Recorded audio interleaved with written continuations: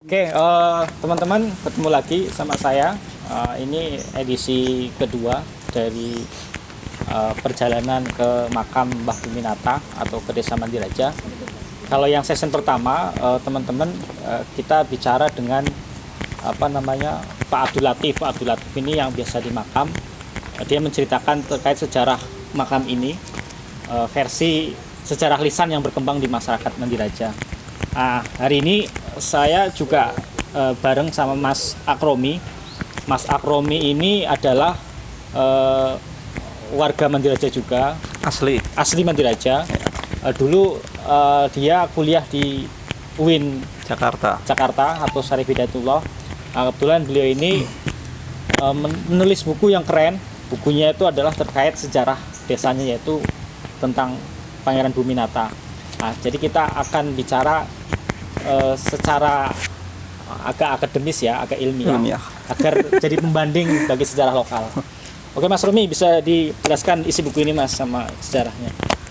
Ya, Mas Agus, terima kasih. Ini kalau jelasin semua buku ini nggak cukup ini 2 jam ini, ya kan? Ini sekilas saja lah ya. Jelas ya.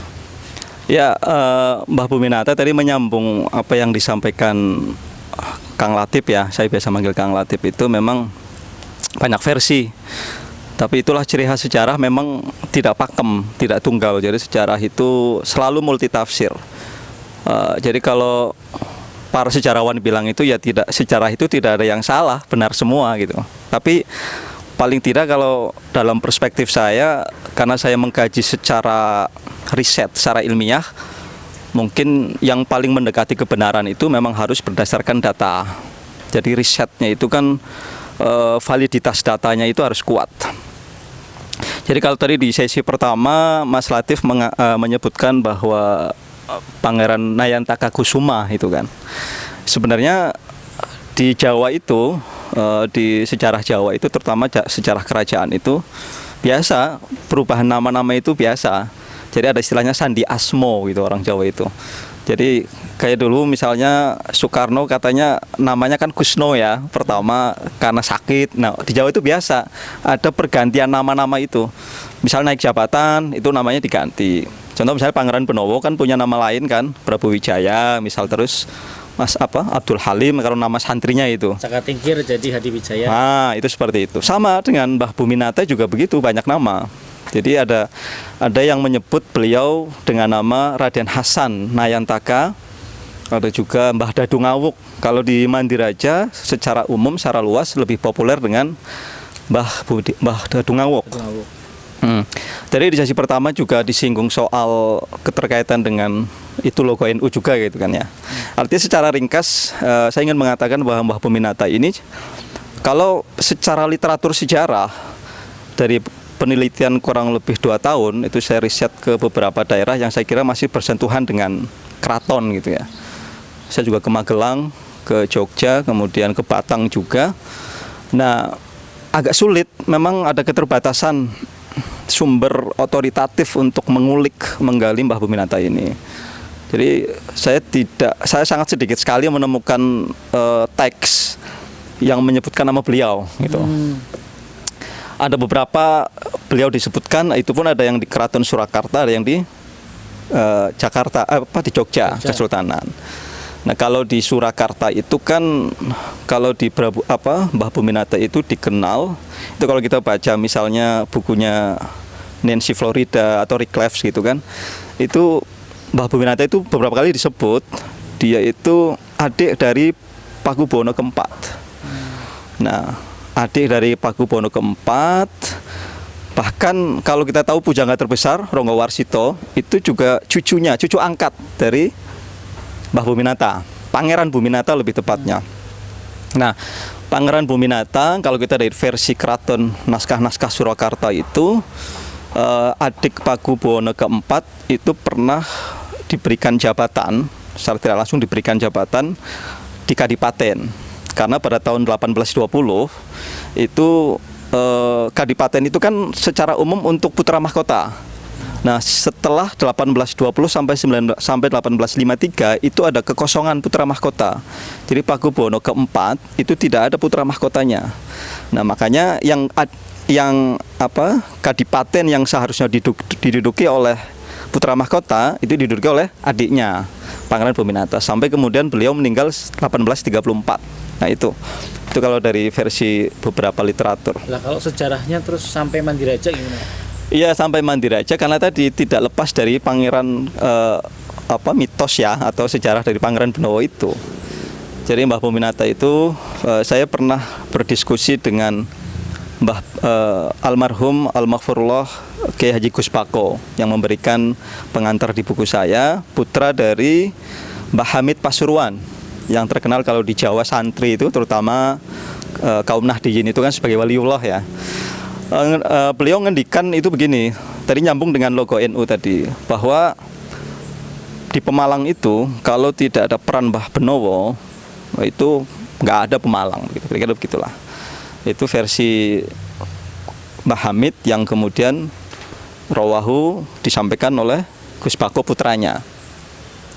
Jadi Mbah Bominata itu tadi betul di Alas Roban terkenal dengan kesaktiannya.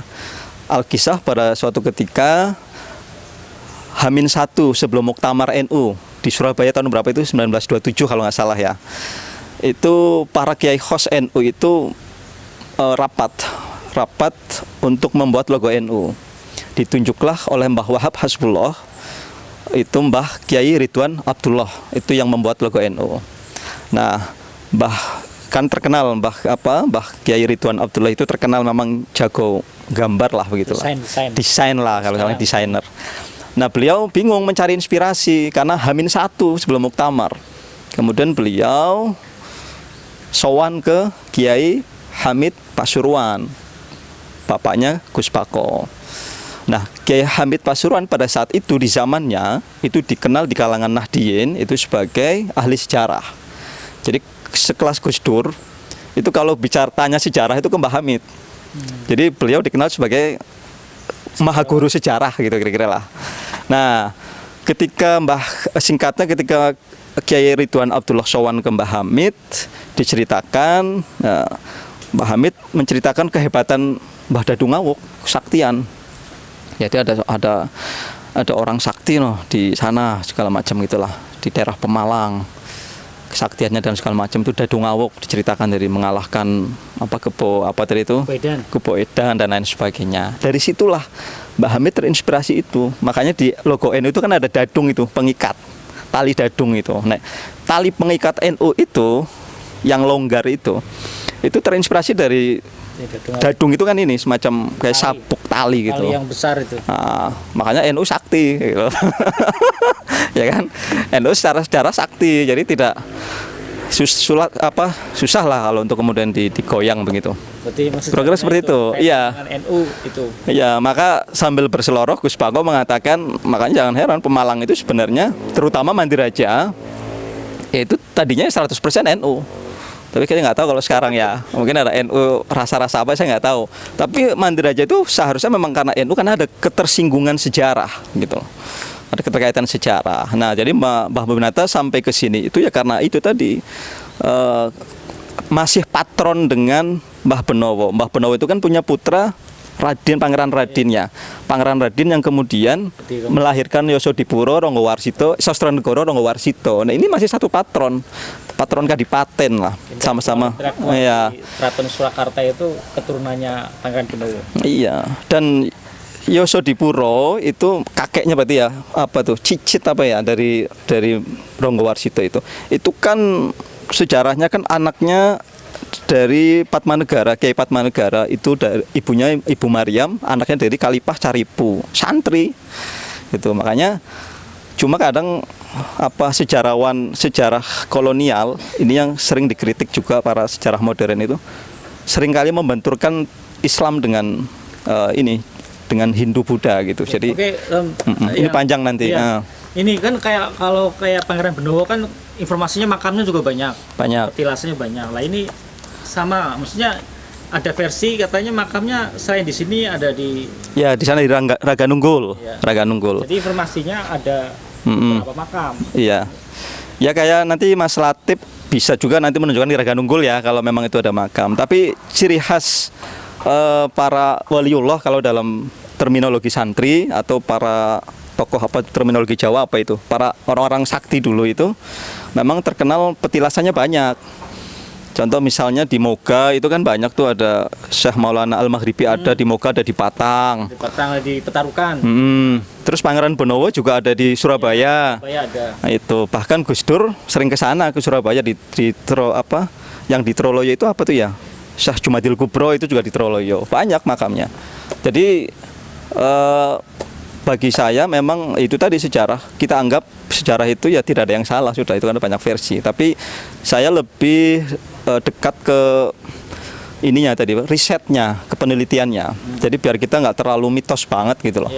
Karena pangeran apa namanya yang terkenal itu Sambernyawa itu Mangkubumi aja itu kan bisa digali sama Riklef, masa kan sama di abad 18 sama orang Belanda Amerika bisa dipelajari. Bisa dipelajari, masa kita nggak bisa mempelajari? Sejarah kita memang yang kerajaan-kerajaan memang ya sebelum abad 19 memang agak susah. Agak susah. Literaturnya mungkin yang punya hanya istana, jadi kita susah untuk keraton ya. Akhirnya yang ada berkembang sejarah lisan dari mulut ke mulut. Iya betul. Akhirnya adanya bumbu-bumbu biasanya. Mitosnya. Biasa Indonesia kan gitu kan, apa namanya? Mistisismenya atau mitosnya yang lebih kental daripada apa namanya ilmiahnya. Nah, kita coba mengimbangi itu biar kajian-kajian sejarah lokal itu ada nuansa ilmiahnya, ada nuansa risetnya. Jadi buat generasi muda itu tidak terjebak dengan terlalu banyak mistis dan mitos. Iya. Oke. Saya setuju. Oke teman-teman, terima kasih. Ini Rom katanya lagi mau bikin buku lagi satu.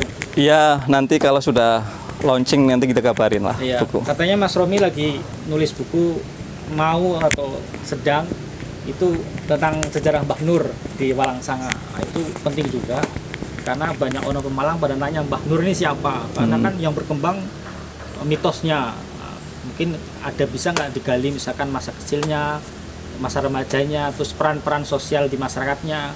Iya. Kira-kira Mbah Nur dulu misalkan juang nggak ketika zaman Jepang atau zaman Belanda, itu kan menarik. Oke, terima kasih. Sampai ketemu lagi. Sama-sama. Sukses buat Mas Agus. Terima kasih, Rom.